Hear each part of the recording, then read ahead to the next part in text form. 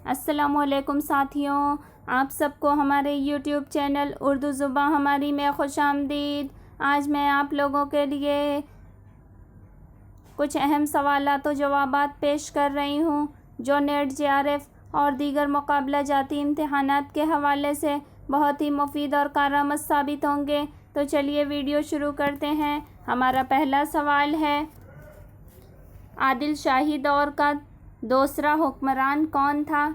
जवाब है, आदिल शाही दौर का जो दूसरा हुक्मरान था वो इस्माइल आदिल शाह था। इसका दुरुस्त जवाब जो है वो ऑप्शन नंबर ए हो जाएगा।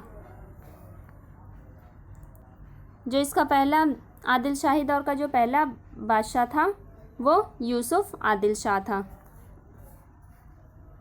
अगला सवाल है, सही जोड़ की निशानदही कीजिए, यानी कौन सा जुमरा सही है।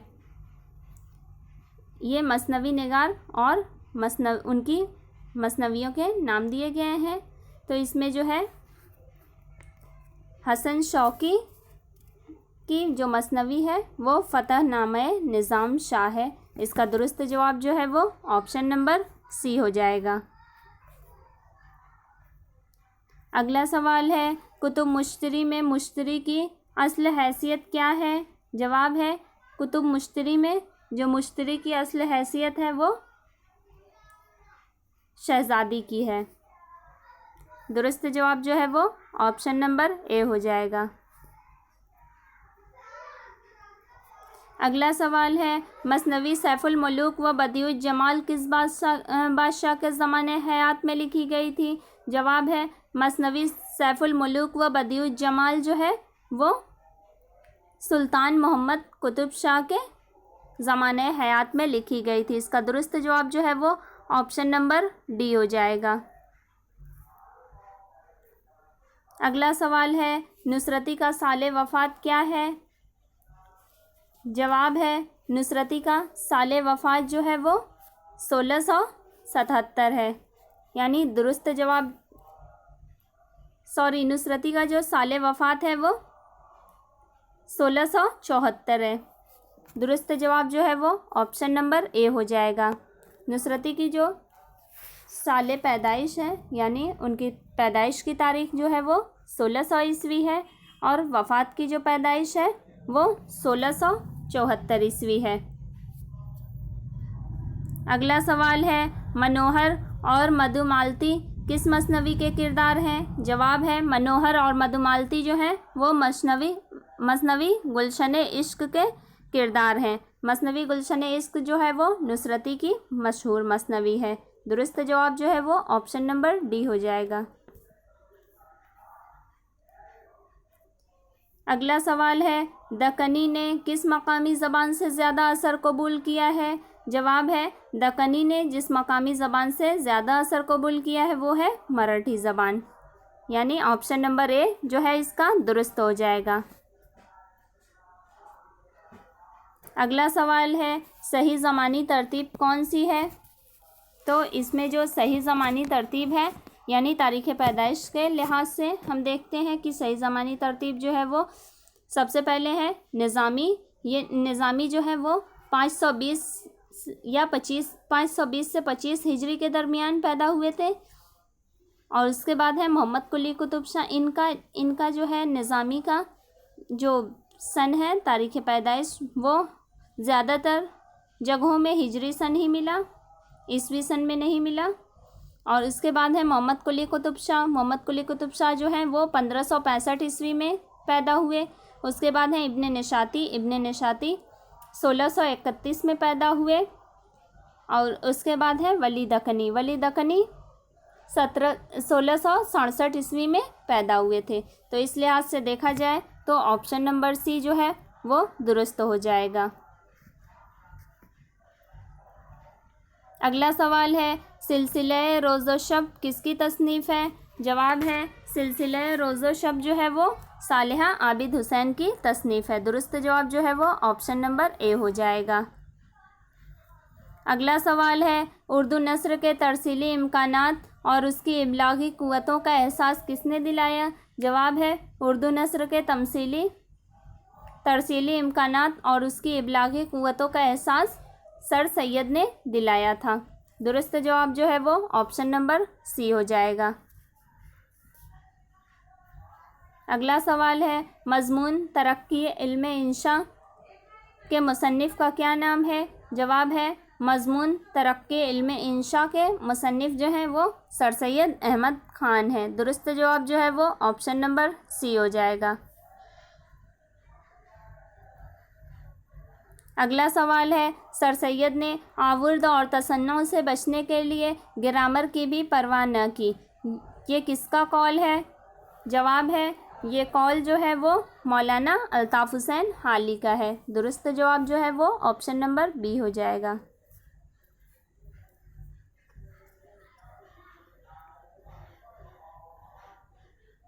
अगला सवाल है, हज़रत नासिह से ये कह दो कि अब क्या कीजिए, दिल जो था बंदा खुदा का सो बुतों का हो गया। इस शेर में किस सिफत का इस्तेमाल हुआ है? जवाब है इस शेर में हश्व मलीह का इस्तेमाल हुआ है, यानी दुरुस्त जवाब जो है वो ऑप्शन नंबर डी हो जाएगा।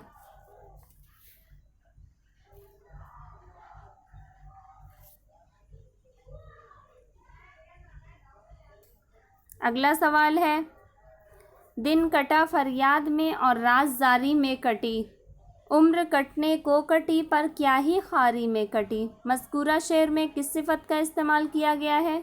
यानी किस, ये सिफत नहीं है यहाँ पे, ये सनत है, ये बाय मिस्टेक सिफत लिखा हुआ है। तो इसमें जो सनत इस्तेमाल हुई है वो इश्तिकाक है। दुरुस्त जवाब जो है वो ऑप्शन नंबर डी हो जाएगा। अगला सवाल है, जदलियाती मादियत किस दबिस्तान तनकीद की पहचान है? जवाब है जदलियाती मादियत जो है वो उसलूबियाती तनकीद की पहचान है। दुरुस्त जवाब जो है वो जदलियाती मादियत जो है वो मार्क्सी तनकीद की पहचान है। इसका दुरुस्त जवाब जो है वो ऑप्शन नंबर सी हो जाएगा। अगला सवाल है, गम नहीं होता है आज़ादों को बेश अज़ यक नफस, बर्क से करते हैं रोशन शमे मातम खाना हम। दर्ज बाला शेर किसका है? जवाब है दर्ज बाला शेर जो है वो मिर्ज़ा गालिब का है।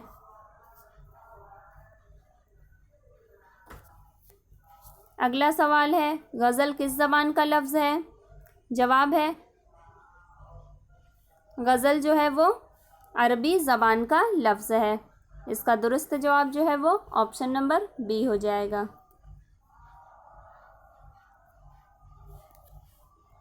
अगला सवाल है, नासिख की गज़ल के बारे में क्या कहा जाता है?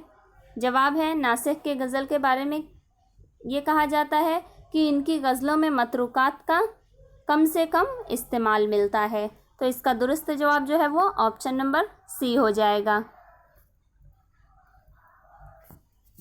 अगला सवाल है, उर्दू गज़ल की रिवायत में किसकी गज़ल नए तजुर्बे का हुक्म रखती है? जवाब है उर्दू गज़ल की रिवायत में इकबाल की गज़ल जो है वो नए तजुर्बे का हुक्म रखती है।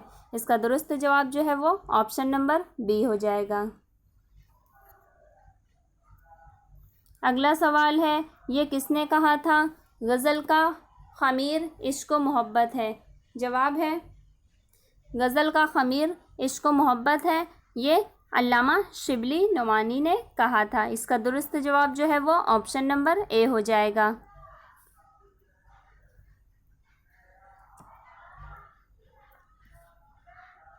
अगला सवाल है, ये किसका कौल है? अगर तमाम फ़नून लतीफ़ा एहसासातो कायनात का इत्र है तो गज़ल उसका इत्र है। जवाब है ये कौल जो है वो फ़िराक गोरखपुरी का है। दुरुस्त जवाब जो है वो ऑप्शन नंबर ए हो जाएगा।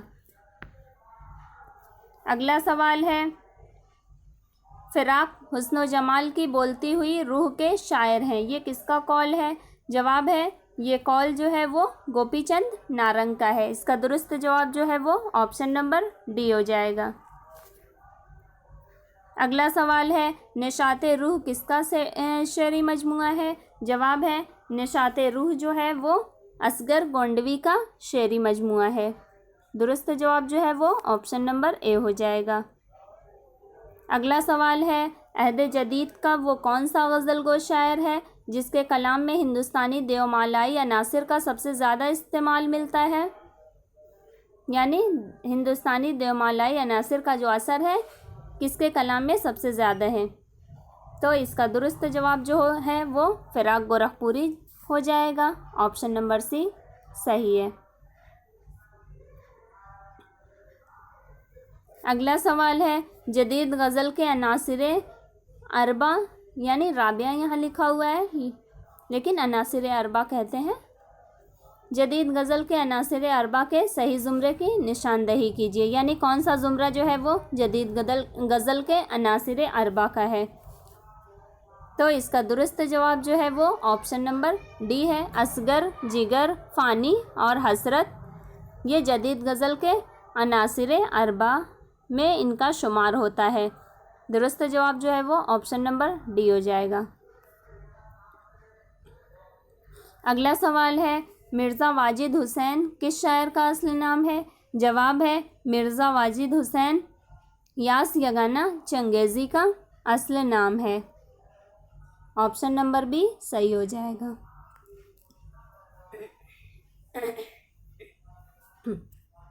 अगला सवाल है, नासिक की गज़लों के कितने दीवान हैं? जवाब है नासिक की गज़लों के जो दीवान हैं वो 3 दीवान हैं। इसका सही जवाब जो है वो ऑप्शन नंबर बी हो जाएगा। अगला सवाल है, इकबाल को किस यूनिवर्सिटी ने पीएचडी की सनद से नवाजा था? जवाब है इकबाल को म्यूनिख यूनिवर्सिटी ने 1908 में पीएचडी की डिग्री से नवाजा था और इनके जो पीएचडी की डिग्री का मौजू था वो the development of metaphysics in Persia यानी ईरान में माबादुत तबीयात का इर्तिका, ये इनका मौजू था जिस पर इन्हें पीएचडी की डिग्री मिली थी। अगला सवाल है, इकबाल का कौन सा मजमुआ आधा उर्दू और आधा फ़ारसी में है? जवाब है इकबाल का मजमुआ कलाम अरमगान हिजाज जो है ये आधा उर्दू और आधा फ़ारसी में है। दुरुस्त जवाब जो है वो ऑप्शन नंबर बी हो जाएगा। अगला सवाल है, हिंदो पाक में इकबाल की 7 साला तकरीबात कब मुनक़िद हुई? जवाब है हिंदो पाक में जो इकबाल की 7 साला तकरीबात मुनक़िद हुई वो 1977 में मुनक़िद हुई। दुरुस्त जवाब जो है वो ऑप्शन नंबर ए हो जाएगा।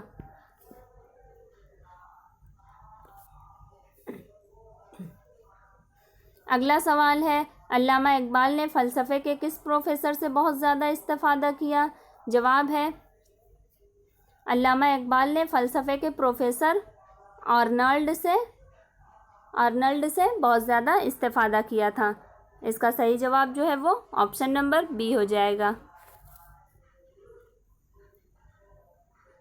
अगला सवाल है, इकबाल ने नाले फ़िराक किसकी याद में कही? जवाब है इकबाल ने नाले फ़िराक जो है वो अपने उस्ताद यानी इनके जो फ़लसफ़े के उस्ताद से जिससे इन्होंने बहुत ज़्यादा इस्तिफ़ादा किया था प्रोफेसर आर्नल्ड की याद में नाले फ़िराक कही थी। दुरुस्त जवाब जो है वो ऑप्शन नंबर ए हो जाएगा। अगला सवाल है, 1933 में अल्लामा इकबाल किन हज़रात के साथ अफ़गानिस्तान गए थे? जवाब है 1933 में अल्लामा इकबाल सैयद सुलेमान नदवी और रास मसूद के साथ अफ़गानिस्तान गए थे। दुरुस्त जवाब जो है वो ऑप्शन नंबर सी हो जाएगा। अगला सवाल है, बांगे दरा की किस नज़्म को अब्दुल कादिर सरवरी ने बांगे दरा का दिल कहा है? जवाब है बांगे दरा की नज़्म शमा और शायर को अब्दुल कादिर सरवरी ने बांगे दरा का दिल कहा है। दुरुस्त जवाब जो है वो ऑप्शन नंबर सी हो जाएगा। अगला सवाल है, ये किसने कहा था कि खिज़्र राह एक मुफ़क्किर शायर का अहदनामा जदीद है? जवाब है ये आल अहमद सरूर ने कहा था कि खिज़्र राह एक मुफक्किर शायर का अहदनामे जदीद है। इसका सही जवाब जो हो जाएगा, सही ऑप्शन डी हो जाएगा। अगला सवाल है, मसनवी गुलजार नसीम के इस शेर में किस सनत का इस्तेमाल किया है? जिस कफ में वो गुल हो दाग हो जाए, जिस घर में हो गुल चिराग हो जाए। जवाब है, इस शेर में जिस सनत का इस्तेमाल मिलता है वो सनत तजनीस ताम है। दुरुस्त जवाब जो है वो ऑप्शन नंबर डी हो जाएगा। अगला सवाल है, मसनवी गुलजार नसीम के इस शेर में किस सनत का इस्तेमाल किया गया है? जो नख्ल था सोच में खड़ा था, जो बर्ग था हाथ मल रहा था। तो इसका दुरुस्त जवाब जो है वो सनत हुस्न तालील है। सही जवाब ऑप्शन नंबर ए हो जाएगा।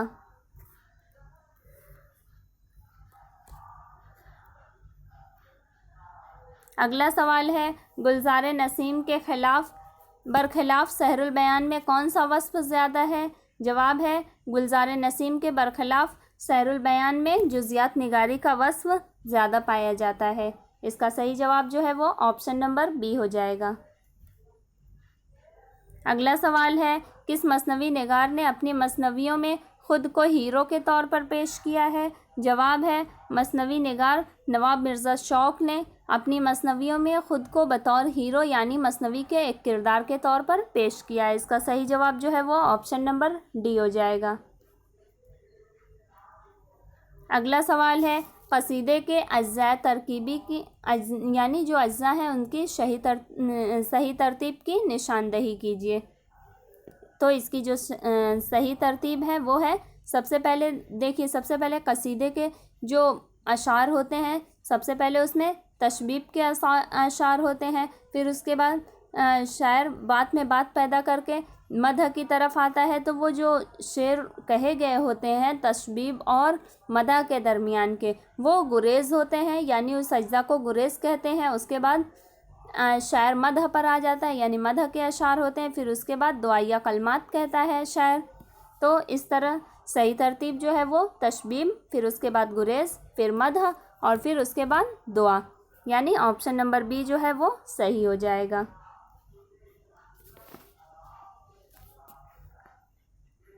अगला सवाल है, ये किसने लिखा है कि सहराए करबला की दोपहर की शिद्दत और रात के सन्नाटे को अनीस ने एक मुबस्सिर के एहसास और मुसव्विर की नज़र से देखा है? जवाब है, ये बात जो है सैयदा जाफ़र ने कही है। दुरुस्त जवाब जो है वो ऑप्शन नंबर डी हो जाएगा। अगला सवाल है, मरसिए को किसने तशबीब से मुतारिफ़ कराया जो आगे चलकर चेहरा से मंसूब हुई? जवाब है, मरसिए को मिर्ज़ा सौदा ने तशबीब से मुतारिफ़ कराया जो आगे चलकर चेहरा से मंसूब हुई। इसका दुरुस्त जवाब जो है वो ऑप्शन नंबर सी हो जाएगा। अगला सवाल है, मरसिए के किस जुज़ में बराते इस्तहलाल की सूरत मिलती है? जवाब है, मरसिए के जुज़ चेहरा में बराते इस्तहलाल की सूरत मिलती है। इसका सही जवाब जो है वो ऑप्शन नंबर बी हो जाएगा। अगला सवाल है, इर्तिफ़ा का तसव्वुर किस नक्काश से मंसूब है? इसका सही जवाब जो है वो ऑप्शन नंबर डी है, यानी लांजाइनस से मंसूब है इर्तिफ़ा, यानी सब्लिमेशन का तसव्वुर। तो इसका दुरुस्त जवाब जो है वो ऑप्शन नंबर डी हो जाएगा। अगला सवाल है, 20वीं सदी में अमली तनकीद को एक नए तरीक़ेकार के तौर पर किसने पेश किया था? जवाब है, 20वीं सदी में अमली तनकीद को एक नए तरीक़ेकार के तौर पर पेश करने वाले मुफक्किर या नाक़िद जो है वो I.A. रिचर्ड्स था। इसका सही जवाब जो है वो ऑप्शन नंबर बी हो जाएगा। अगला सवाल है, मीर के निकातुश्शोरा के जवाब में माशूक़े चहल साले खुद का तज़किरा किसने लिखा था? जवाब है, मीर के नकातुश्शोरा के जवाब में जो माशूक़े चहल साले खुद का तस्करा लिखा था वो मीर मोहम्मद यार खाकसार ने लिखा था। इसका दुरुस्त जवाब जो है वो ऑप्शन नंबर ए हो जाएगा।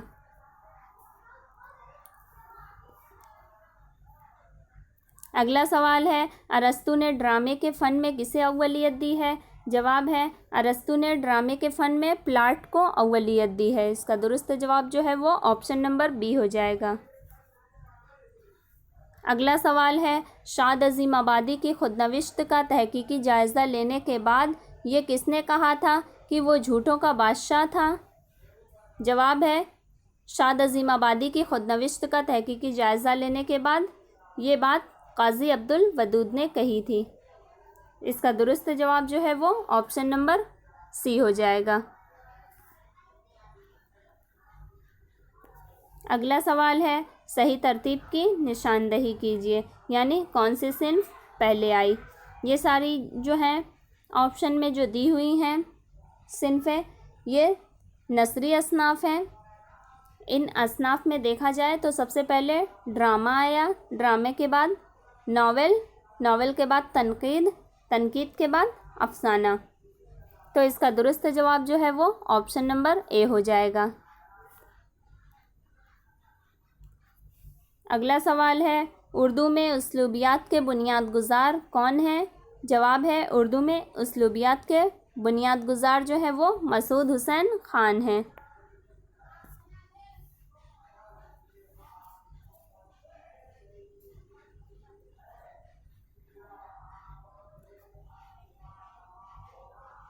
अगला सवाल है, बिला काफ़िया नज़्म के लिए क्या मखसूस है?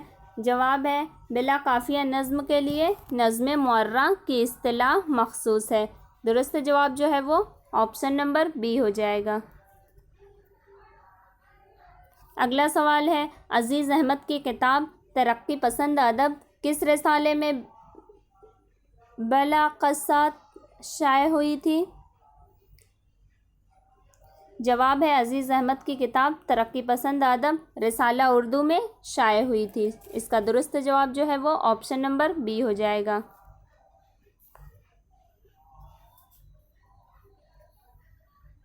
अगला सवाल है, उर्दू अदब और इनकलाब नाम का मज़मून किसका लिखा हुआ है?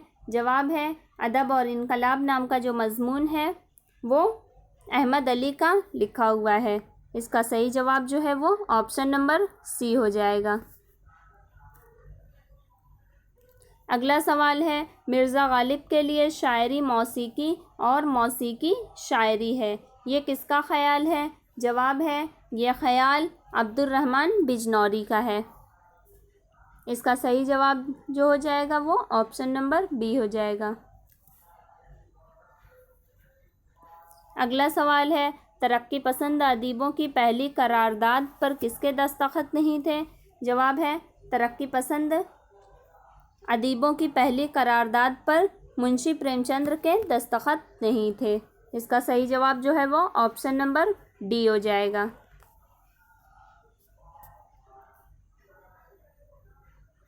अगला सवाल है, उश्तरो सोज़न किसकी तसनीफ़ है? जवाब है, उश्तरो सोज़न जो है वो काजी अब्दुल वदूद की तसनीफ़ है। दुरुस्त जवाब जो है वो ऑप्शन नंबर डी हो जाएगा। अगला सवाल है, दरियाए लताफ़त का मौजू क्या है? जवाब है, दरियाए लताफ़त का जो मौजू है वो कवायद है। इसका सही जवाब जो है वो ऑप्शन नंबर ए हो जाएगा। दरियाए लताफ़त जो है वो इंशाअल्लाह खां इंशा की तसनीफ़ है। अगला सवाल है, सर सैयद मरहूम और उर्दू लिटरेचर किसका मज़मून है? जवाब है, सर सैयद मरहूम और उर्दू लिटरेचर जो है वो अल्लामा शिबली नोमानी का मज़मून है। इसका सही जवाब जो है वो ऑप्शन नंबर सी हो जाएगा। अगला सवाल है, सौदा का मासिर कौन नहीं है? जवाब है, सौदा के मासिर जो है वो नासिख नहीं है। नासिख जो है वो गालिब के मासिर थे। इसका सही जवाब जो है वो ऑप्शन नंबर डी हो जाएगा। अगला सवाल है, ड्रामा ज़हाक कितने मनाजिर पर मुश्तमिल है? जवाब है, ड्रामा ज़हाक जो है वो 6 मनाजिर पर मुश्तमिल है। इसका सही जवाब जो है वो ऑप्शन नंबर सी हो जाएगा। अगला सवाल है, इनमें से कौन सा किरदार ज़हाक का नहीं है? जवाब है, इनमें से जो किरदार ज़हाक का नहीं है वो खाकान है। खाकान ज़हाक का किरदार नहीं है। बकिया जो हैं ज़हाक, नौशाबा, वज़ीर आज़म, ये सब ड्रामा ज़हाक के किरदार हैं। तो इसका सही जवाब जो है वो ऑप्शन नंबर बी हो जाएगा। अगला सवाल है, इनमें से कौन सा ड्रामा आगा हश्र का नहीं है? जवाब है, आगा हश्र का जो इनमें से ड्रामा नहीं है वो हशरातुल अर्ज़ है, यानी ऑप्शन नंबर सी जो है वो इसका सही जवाब हो जाएगा। क्योंकि असीर हिर्स, माँ रास्तीन, मुरीद शक, यहूदी की लड़की, तुर्की हूर, आफताब मोहब्बत, दिल की प्यास, ये सारे जो हैं आगा हश्र के ड्रामे हैं। अगला सवाल है, आगा हश्र का पहला ड्रामा कौन सा है? जवाब है, आगा हश्र का पहला ड्रामा जो है वो आफताब मोहब्बत है। इसका सही जवाब जो है वो ऑप्शन नंबर ए हो जाएगा। अगला सवाल है, इनमें से कौन सा ड्रामा हबीब तनवीर का है? जवाब है, हबीब तनवीर का ड्रामा जो है वो चरणदास चोर है। दुरुस्त जवाब जो है वो ऑप्शन नंबर डी हो जाएगा। हबीब तनवीर का जो मशहूर ड्रामा है उस ड्रामे का नाम जो है वो आगरा बाज़ार है। अगला सवाल है, बागो बहार में कितने अफराद का किस्सा बुनियादी तौर पर बयान हुआ है? जवाब है, बागो बहार में जो बुनियादी तौर पर जितने अफराद का किस्सा बयान हुआ है वो 5 अफराद का किस्सा बयान हुआ है। तो इसका दुरुस्त जवाब जो है वो ऑप्शन नंबर सी हो जाएगा। अगला सवाल है, मदन बान किस दास्तान का किरदार है? जवाब है, मदन बान जो है वो रानी केतकी की कहानी का किरदार है। मदन बान जो होती है वो रानी केतकी की सहेली होती है। रानी केतकी की कहानी जो है वो इंशा अल्लाह खां इंशा की लिखी हुई दास्तान है। दुरुस्त जवाब जो है वो ऑप्शन नंबर बी हो जाएगा।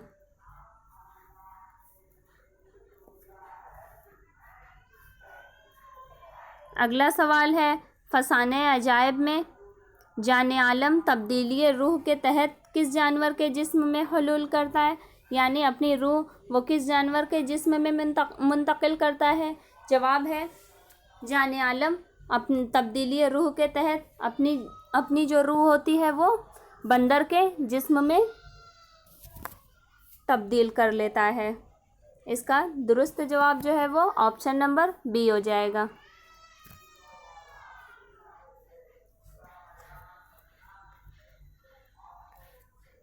अगला सवाल है, कौन सी दास्तान है जिसमें तोता एक अहम किरदार अदा करता है?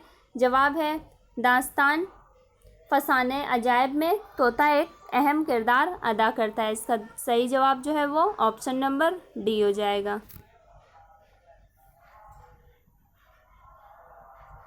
अगला सवाल है, इनमें से कौन सी सिन्फ ज़बानी बयानिया के लिए मशहूर है? जवाब है, जो ज़बानी बयानिया के लिए जो मशहूर सिन्फ है वो दास्तान है। इसका सही जवाब जो है वो ऑप्शन नंबर डी हो जाएगा। अगला सवाल है, बागो बहार में दूसरा दरवेश किस मुल्क का बादशाह है? जवाब है, बागो बहार में जो दूसरा दरवेश है वो मुल्क फ़ारस का बादशाह होता है। दुरुस्त जवाब जो है वो ऑप्शन नंबर बी हो जाएगा। पहला दरवेश जो होता है वो मुल्क यमन का होता है, मुल्क यमन के सौदागर का बेटा होता है। अगला सवाल है, बागो बहार में शहज़ादी अपने मुलाजिम बहरोज़ के ज़रिए जिस जवान का किस्सा बताती है वो हर महीने ज़मुर्रत का मर्तमान लेकर किस पर सवार होकर आता है? जवाब है, बागो बहार में शहज़ादी अपने मुलाजिम बहरोज़ के ज़रिए जिस जवान का किस्सा बताती है वो हर महीने जो ज़मुर्रत का मर्तबान होता है उसको लेकर बैल पर सवार होकर आता है। इसका दुरुस्त जवाब जो है वो ऑप्शन नंबर डी हो जाएगा।